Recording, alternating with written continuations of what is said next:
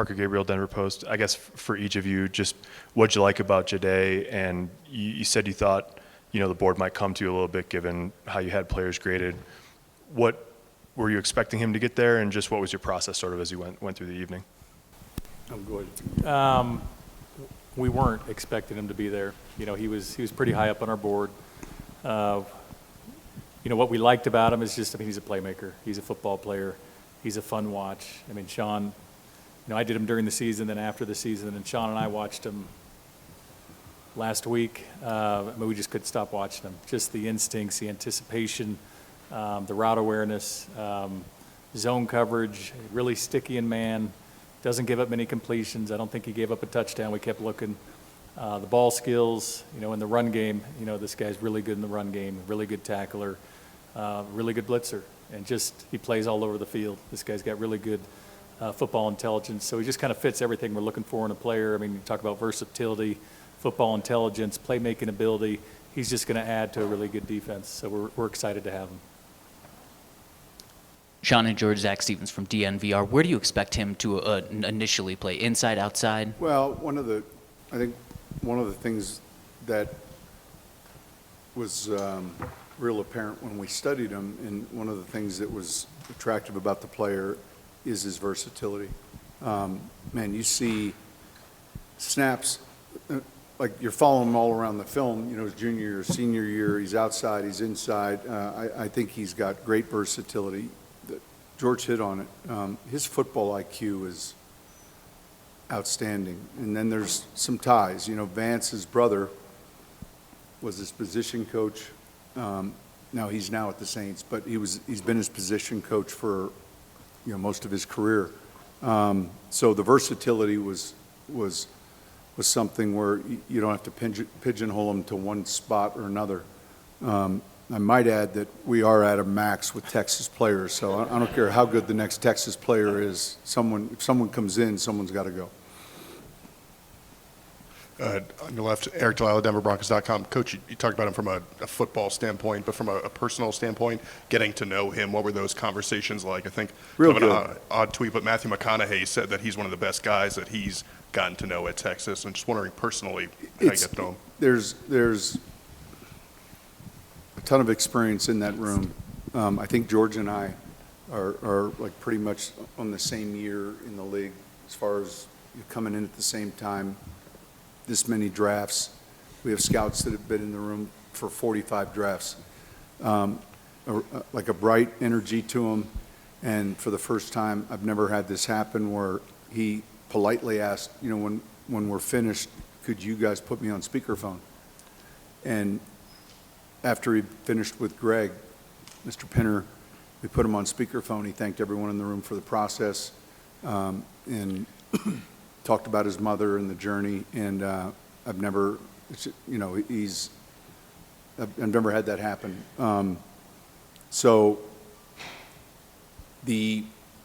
Look, you get various degrees of intel.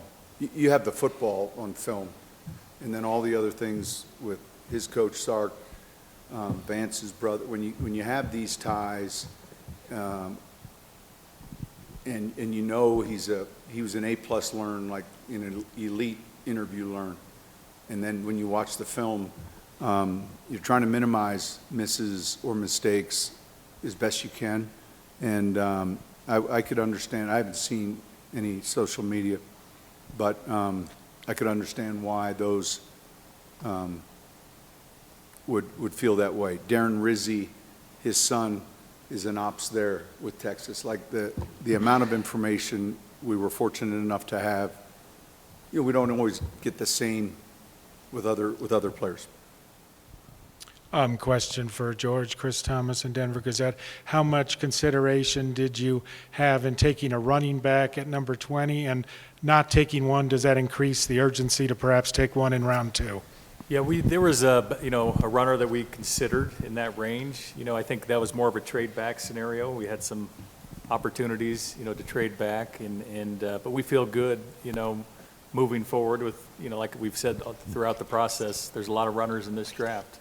And, you never know, but we feel pretty good we'll get a runner in this draft. There's a lot of them. And if there's not, we'll sign one after the draft. We'll sign a free, there's a lot of good players left in the draft, and we feel good with where we're at. A lot of offensive players, a lot of weapons left, and so we got a weapon on defense in the first round.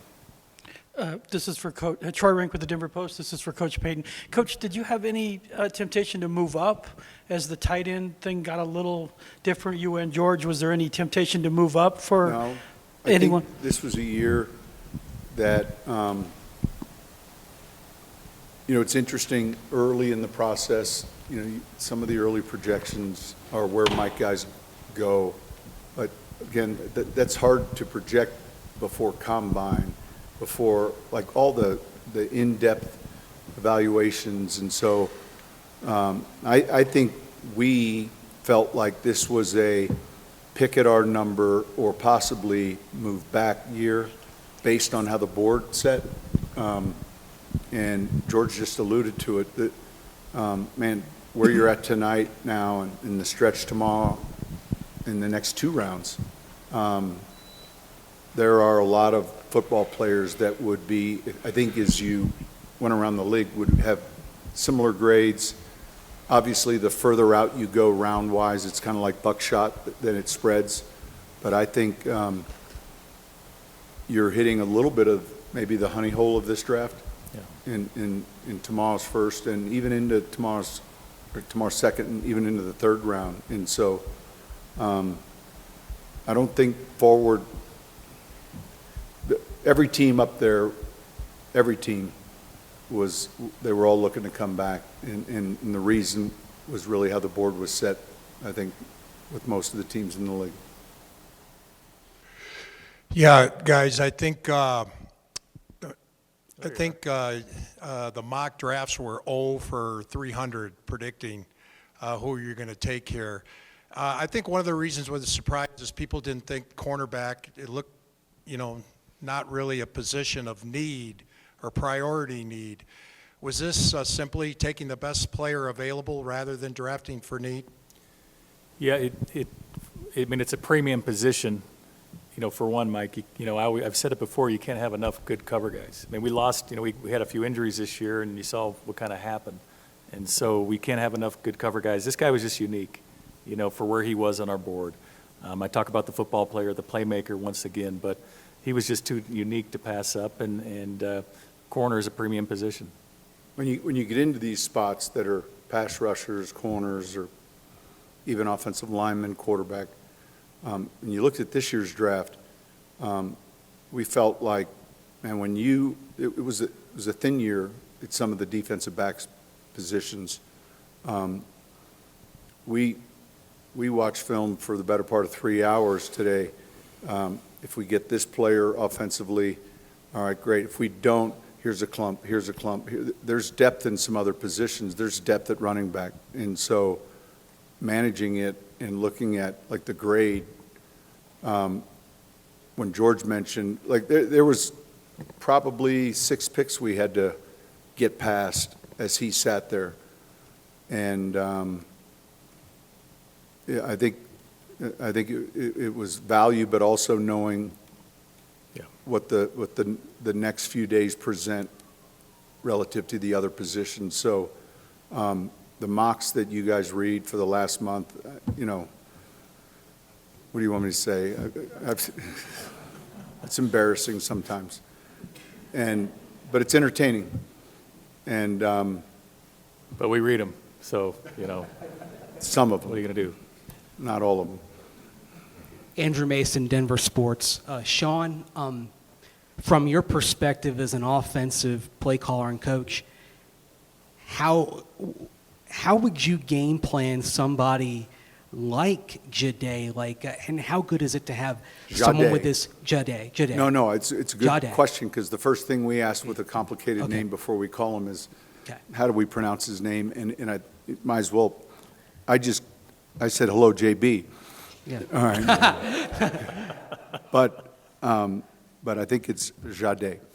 So how good is it to have someone like George said, unique like him, and how difficult can it be to counter somebody like that who can go slot, outside, safety, box, move around like that? Well, in our 10 years, call it the last 15 years, with the rules and the way the game's changed, the cornerback has been a premium position, and then pretty soon the third receiver, the third corner, then pretty soon the dime packages, and more than 70% of your game is spent in these sub-defenses. And as George alluded to, when you're short, boy, that makes it difficult. These are premium positions, and like this type of player is less available than so many other positions. We can, it's just, it's harder to find these traits and what he does than at other positions, not only in the draft, in off-season, and so he provides great flexibility. If you want to play a third down snap and put Surtain on a certain receiver, travel him to one, travel Riley, like there's a lot of flexibility. J-Mac, the four of them, it's real difficult if you're light there. And it would be no different than 20 years ago if you were light at just one of the two corner positions. But the value of these defensive backs in the last 10 years has really skyrocketed relative to how the game has changed. You mentioned some of having the insight from Darren Rizzi's son and from Vance Joseph. How much practical help does that give you when you are evaluating a player? How do you kind of apply those insights? It's more, what's he like as a teammate? What's he like in the classroom? How does he practice? Does he get along with, it's not like we see the film. Yeah. It's all the other things, how does he treat others in the building? So it's not as much the football, but it's more of all the other things that you're really trying to grasp. The day-to-day, what's he like day in, day out? Does he have a lot of bad days? Are they mostly good days? Those are the things you can't see on tape. I mean, our scouts get a lot of it, but to have someone inside, it's really important, really helpful. Jeff Legwell, ESPN. For both of you guys, given how much you're in the sub-packages on defense, where did tackling fit in the equation with him? Well, it's a prerequisite. Meaning, and it sounds, but like there's two things that make it difficult if we're talking corners, nickels, bad ball skills. It's tough because there's no repercussions when you throw it their way.